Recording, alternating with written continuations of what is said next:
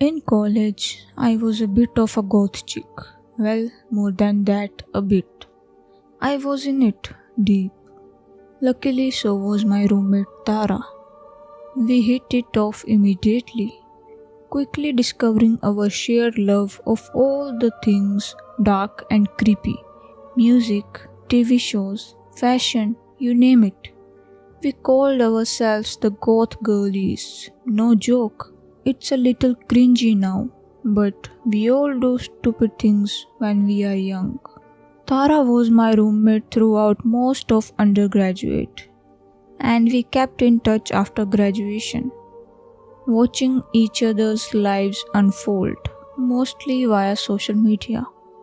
Just last summer, Tara bought a house right next to a cemetery. I was absolutely ecstatic for her. We had always talked about how cool it would be to live in a quiet suburb next to a sprawling graveyard, instead of bustling grey metropolises we'd both come from.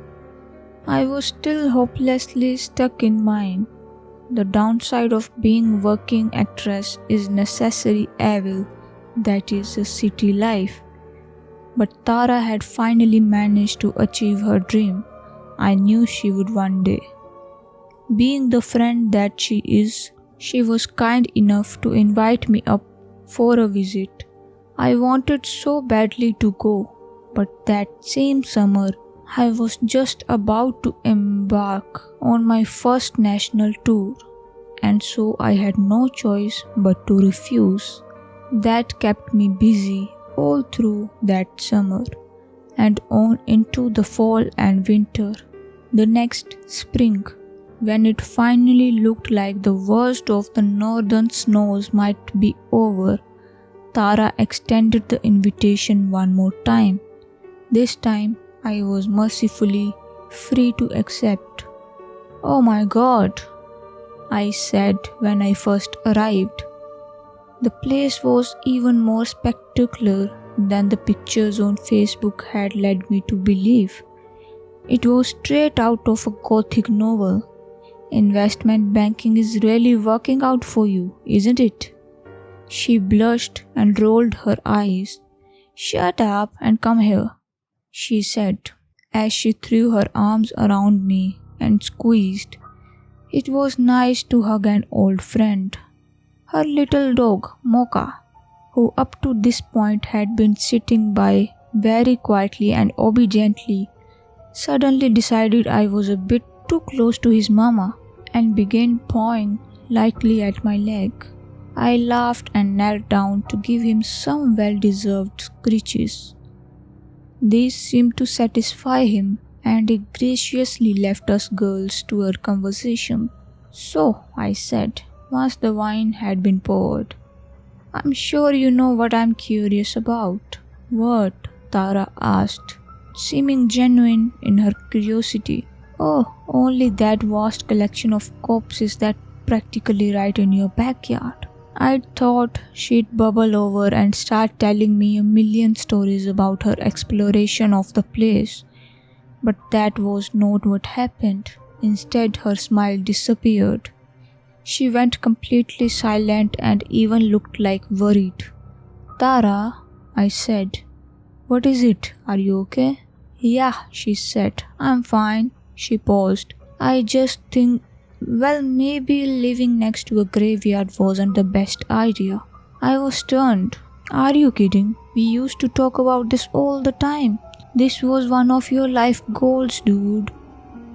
"I know," she said. "That's what makes this so disappointing." "What's disappointing?" I asked. "Is the cemetery too recent? I know you like the old ones." "No," she said abruptly. "It's not that." She fell silent again. "I'm not sure you would believe me if I told you." "Try me," I implored. Part of me was excited, expecting to hear a spooky story, but somewhere deep inside my concern was growing. She took a deep breath and began. "I was excited to live here. You are right. I love old cemeteries, and I have always wanted to have easy access to one. But I don't go there anymore. I can't. It would be so convenient if I could. Now I have to drive across town to park and just to toss a ball with Mocha. Why? I asked. What happened? She hesitated before going on. Everything was fine until the first really good snowfall, she said. Back then, I would just take Mocha over to the cemetery for his walks and to run around. On this particular day, it had just snowed the night before, and so Mocha and I seemed to be the only ones in the whole place, or the only living things, I guess. I decided it wouldn't hurt to let Mocha off his leash to run around for a bit, so I did, and he took off like a shot. I could barely keep up with him. It was like he was hot on the trail of something. Finally, he stopped long enough for me to catch up with him. But where he stopped, he had gone right up to a particular grave. It was a child's grave, a little girl, Emily, I think her name was. I don't remember the dates, but she died sometime in the late 1800s. She was only 6 or 7. Her tombstone was one of the nicer ones. One of those obelisk-style tombstones with a beautiful little angel standing right on top of it with its arm outstretched. I remember thinking it was funny that the snow had piled up just right on the angel's head, and it looked like it was wearing an elf hat or something. She smiled at the memory. I snorted slightly, picturing the sight for myself, and waited for her to continue. As she slipped back into the story, her smile faded once again, and Mocha had gone right up to this tombstone and was sniffing around at the ground right in front of it. It was then that I noticed that someone had made a snow angel right there on top of the grave. It looked relatively small, child-sized, and it was fresh. It had obviously been made sometime after the snow stopped falling, because I should see the dead grass poking through. She looked up at me, her eyes wide and bewildered.